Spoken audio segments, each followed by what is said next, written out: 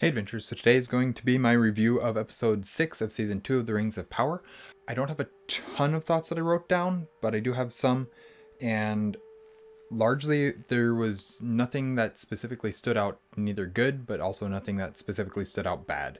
And so it was fine. I'll get to, obviously I'll go through this, go through my thoughts and everything here. There will be a couple things that I mention just because they're really cool and I like how they do stuff. But for the most part, I just got a couple of thoughts that I want to go through.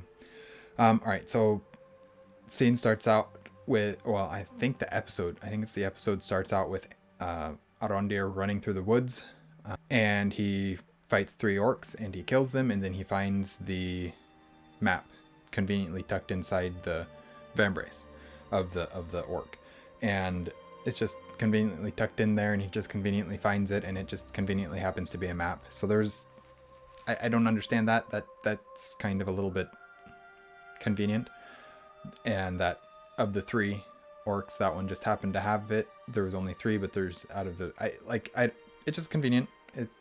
I guess I don't really have anything to say.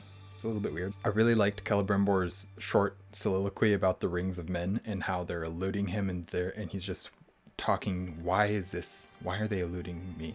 The way it was written and the performance of it, was it anything particularly brilliant? Maybe not, but it was fun to listen to, and it was fun to watch an actor just have a chance to say some words and say them in a way so that you could feel what he was thinking. And that was fun. I love Anatar's new outfit, the very elven robes, but with they're very dark. They're black. They're grays. And that's very fitting for Anatar and for Sauron, who presents himself in this fair form. And yet there's something off about it. But it's also just a cool looking outfit. I don't know. So presumably there's the statue that's outside the tower is of Feanor. But why is he bald? Why is there a bald elf? None of the elves are bald. I mean, I know they can do whatever they want to with the elves, but Feanor definitely was not bald. And then also the elven armor in Eregion is just, it confounds me because I don't understand why it looks like it's copper armor that has been rusting, that's been oxidizing, that is turning green. Why is it like that? Why don't they keep it clean and shining and new and functional? Of course it could be a design thing, but if it's the paint, if it's painted on that way, why is the paint chipping? I just don't get it. I don't get that design choice. I understand that it does look elven to some degree because it's the colors are very elven colors of green and brown and stuff like that. But I just don't understand why it looks like it's armor that is not being well kept. They're elves. I don't know. I just don't get it. And then why was the body that they found carved with dwarven runes? Because those were not elven runes, elvish runes. Those were not human runes. That was one of the dwarven scripts, runic scripts, not Orcish, which is black speech, not black speech, which is they use Sindarin. They use the elvish script for writing. I don't understand why it was dwarven runes, because there's no reason why it would be dwarven runes. There's several things in here that I'm just like, why is it like this? I don't mind the idea that after the Silmarils were pried from Morgoth's crown, and after the fall of Morgoth, that Sauron took his crown and reforged it for himself. That's kind of a cool idea. I don't mind that at all.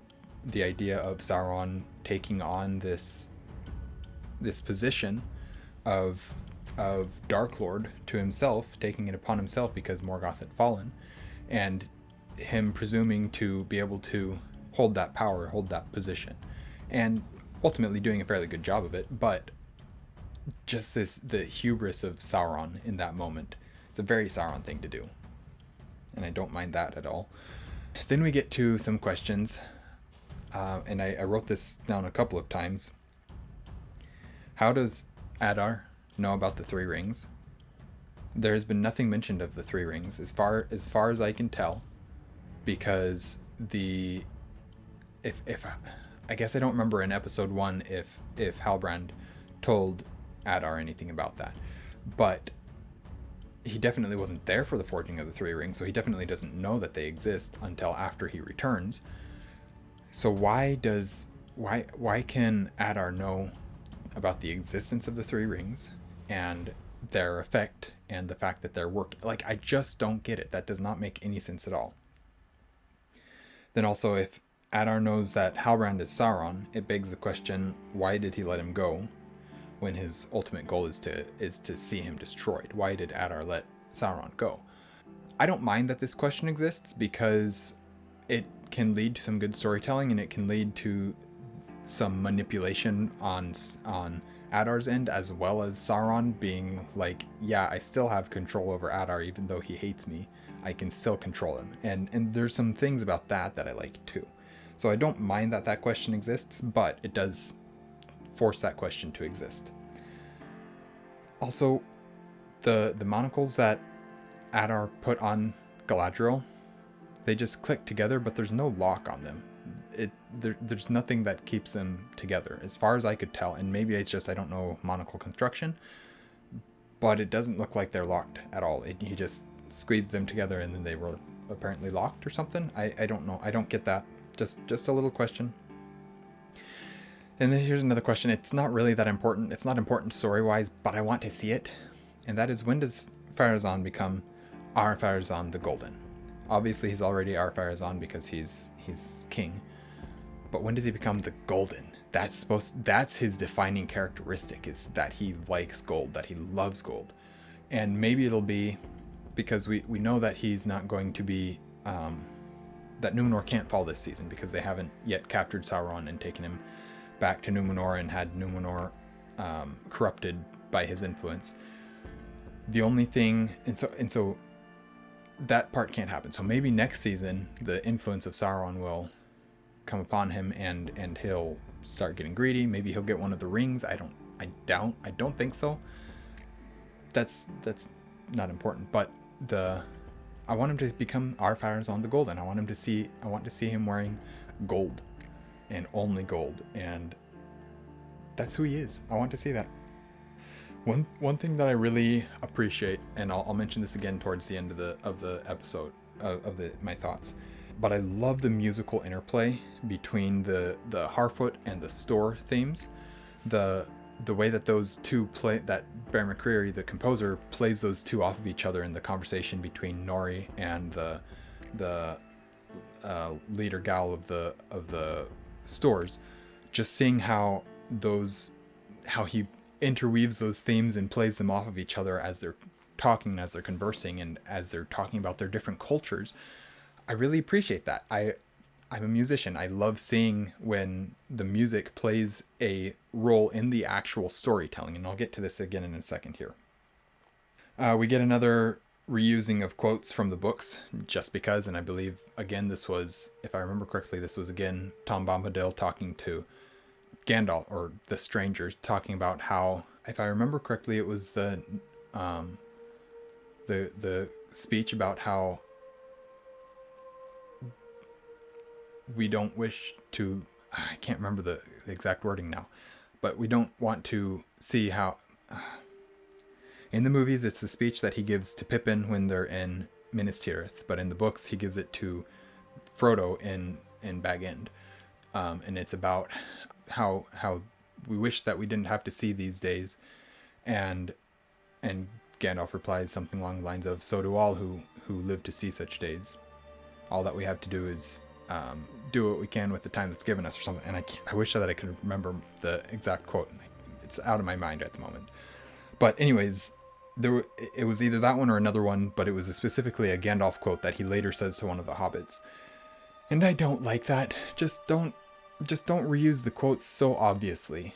If you want to take them and twist them, not twist them, take them and reword them slightly and give them to a different character, okay, that's fine. If you want to even take them and change the language a little bit and then use them with the same characters for something that then, as they go on through their life, they can develop their own way of saying that. Much like, for example, in the Spider-Man, all the different Spider-Man movies, with great power comes great responsibility line. That exists in each of the three, in the Tobey Maguire and in the Andrew Garfield and in the Tom Holland Spider-Man movies. It exists in all three of them, but it's slightly different. It's worded slightly differently. And so if you want to take that and use it slightly differently, that's a great thing to do. And including with the quotes from Tolkien's works. If you want to take the famous quotes from the books and use them, turn them, reword them slightly so that they may probably have the same meaning, but don't sound like a direct quote from the books, that's not a bad thing to do. And then you could see, well, Gandalf in the future, when he tells this to Frodo, you can see, oh, but it's harkening back to what Tom Bombadil told him in Rune. Obviously, I'm not trying to say that this Rings of Power is canon or anything like that, because it's not. But there's some ways that you can work with the actual quotes that are given that aren't just taking them word for word and reusing them in situations where they don't actually fit. Anyways, enough of that. I feel like they are hinting at a romance, or at a desired romance, between Miriel and Elendil, at least from Miriel's part. And I do not like that at all. That's not, besides the fact that that's not lore accurate to the books at all, I also feel like it takes away from the themes that they're trying to have in this show, and they're just trying to make it, oh, but this is a modern show, and so we have to have romance in here. That's what it feels like, and that's not what it should be. The romances in Tolkien's works, he doesn't do a ton of them, but when he does, they're very intentional. And it's not just, oh, we need a romance here. It's very intentional. There's a reason why he's doing it this way. So to have something that just feels like, oh, well, it's a guy and a gal, and so they're going to have a romance, that doesn't sit right with me. It's the same way with Poppy and Kerenak or something like that. I don't remember. Meridak? I don't remember. Nobody, as he's called throughout the show. It's the same type of thing. Just with them, it's a little bit more palatable, but with Elendil and Miriel, it's just, don't do it. Don't even touch it. I don't really understand the sea trial thing. How like, I understand mythically how it's supposed to work. If the sea worm doesn't eat you, then that's supposedly the god saying that you're not, or that you are worthy of leadership.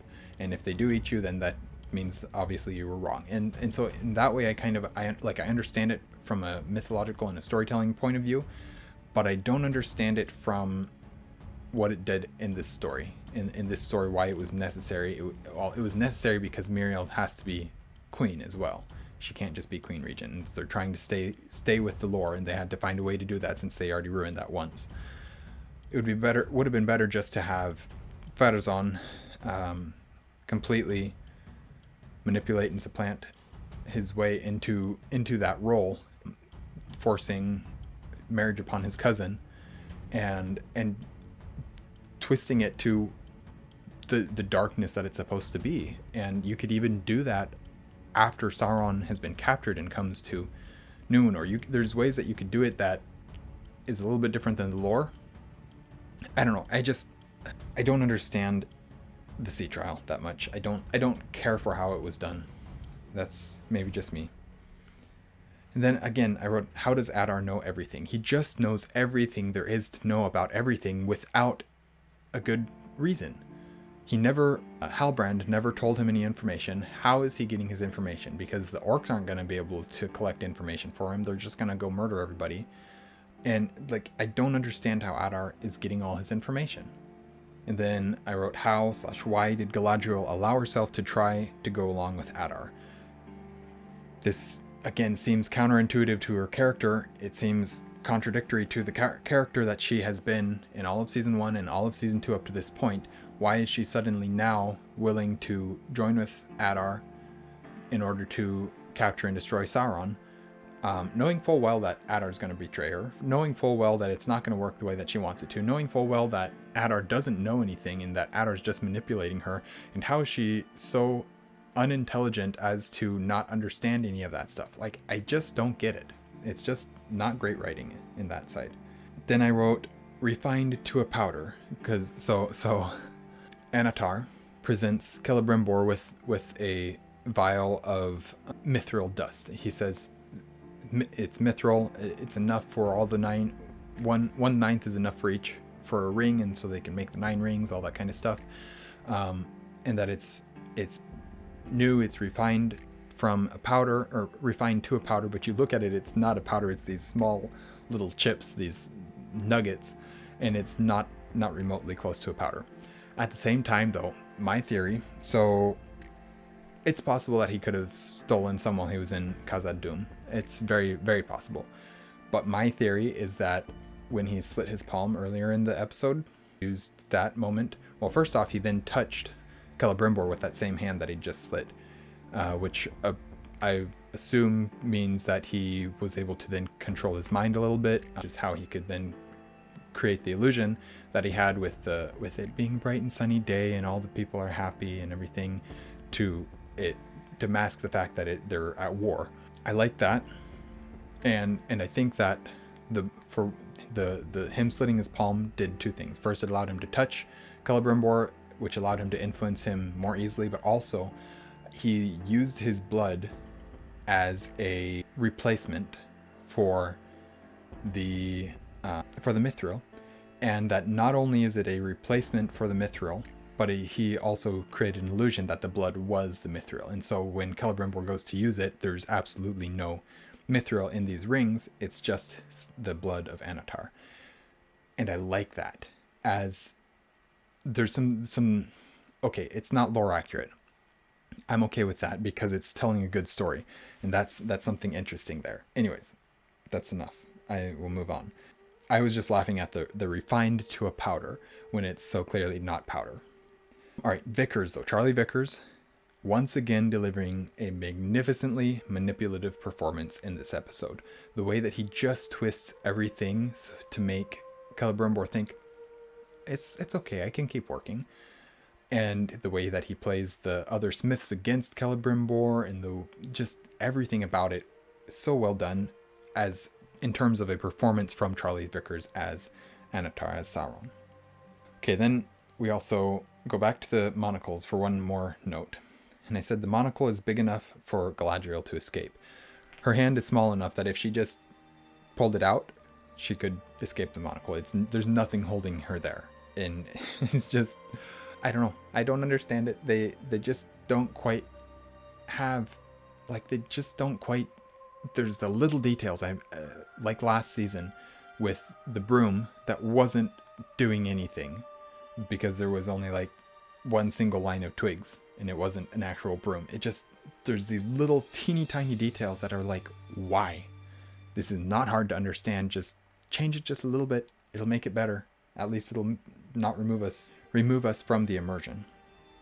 All right, so that's really my individual notes for the episode. I wrote one more thing down, and that is the score.